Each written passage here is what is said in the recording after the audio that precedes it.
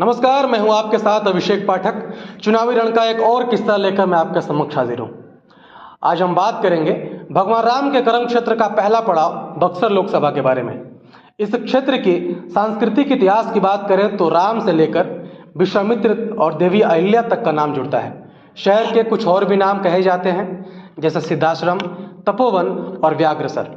मध्यकालीन इतिहास का दो प्रसिद्ध युद्ध, बक्सर और चौसा का युद्ध, इसी क्षेत्र में हुआ। सांस्कृतिक और भौगोलिक इतिहास से परे हम इस क्षेत्र की राजनीतिक इतिहास के बारे में बात करेंगे। यह क्षेत्र 1957 में निर्वाचन क्षेत्र के रूप में आया। कुल वोटरों की संख्या 18,06,000 के आसपास है, जिसमें 9,53,000 पुरुष और 8,50,000 के आसपास महिला मतदाता हैं। ब्राह्मण जाति की बहुलता वाले इस क्षेत्र में ब्राह्मणों की संख्या लगभग 4 लाख है। उसके बाद यादव वोटर 3.5 लाख, 3 लाख के आसपास राजपूत मतदाता और 2.5 लाख भूमिहार वोटरों के साथ साथ 1.5 लाख मुस्लिम मतदाता भी इस क्षेत्र में आते हैं। पिछले चुनाव में इस क्षेत्र से अश्विनी चौबे ने चुनाव जीतकर यह सीट भारतीय जनता पार्टी के झोली में दिया था। इसके बाद भी भारतीय जनता पार्टी ने अश्विनी चौबे की जगह मिथिलेश तिवारी को मैदान में उतारा है। वहीं इंडिया गठबंधन से राजद के कद्दावर नेता और बक्सर क्षेत्र से ही 2009 में सांसद रहे जगदानंद सिंह के बेटे सुधाकर सिंह इस बार मैदान में हैं। अब हम बात करेंगे दोनों नेताओं के राजनीतिक हैसियत और जातीय समीकरण के बारे में। इंडिया गठबंधन से प्रत्याशी सुधाकर सिंह किसानों के हित के लिए जाने जाते हैं। पढ़े लिखे और तेज तर्रार नेता हैं। अपने विरोधियों पर मर्यादित विरोध करने के लिए भी जाने जाते हैं। राजपूत जाति में इनकी खास पकड़ है, जो कि इस क्षेत्र की तीसरी बड़ी जनसंख्या है।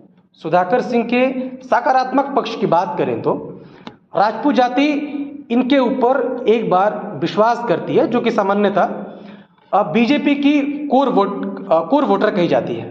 तो लगभग राजपूत, यादव और मुस्लिम जातियों का जातीय समीकरण इनको बक्सर का नायक बना देगा। इनके बाद इनके नकारात्मक पक्ष की बात करें तो यादव जाति में अपने खास पकड़ रखने वाले और कभी सुधाकर सिंह के पिता जगदानंद सिंह से अदावत रखने वाले ददन पहलवान इसी क्षेत्र से निर्दलीय खड़ा होकर लगभग 1 लाख तक यादव वोट लाके यादव की वोट में बहुत बड़ी सिंध मार सकते हैं। अगर इनकी स्थिति मजबूत होती है तो सुधाकर सिंह के ऊपर प्रत्यक्ष रूप से नकारात्मक असर पड़ेगा। वहीं बात करें हम एनडीए गठबंधन के उम्मीदवार मिथिलेश तिवारी की सकारात्मक पक्ष के बारे में, तो ब्राह्मण बहुल क्षेत्र बक्सर से ब्राह्मण वोटर, भूमिहार वोटर और वैश्य समाज तथा नरेंद्र मोदी के चाय बेचने वाले छवि को आत्मसात किया बैठा इस क्षेत्र का हर गरीब और दलित का वोट मिल सकता है। इसके चलते बक्सर के नायक बनने के सबसे प्रबल दावेदार माने जा रहे हैं। इनके भी कुछ नकारात्मक पक्ष हैं। विरोधी इन पर बाहरी होने का आरोप लगा रहे हैं। वहीं इस बार पार्टी से टिकट ना मिलने के चलते अश्विनी चौबे गुट भी अंदर विरोध कर सकता है।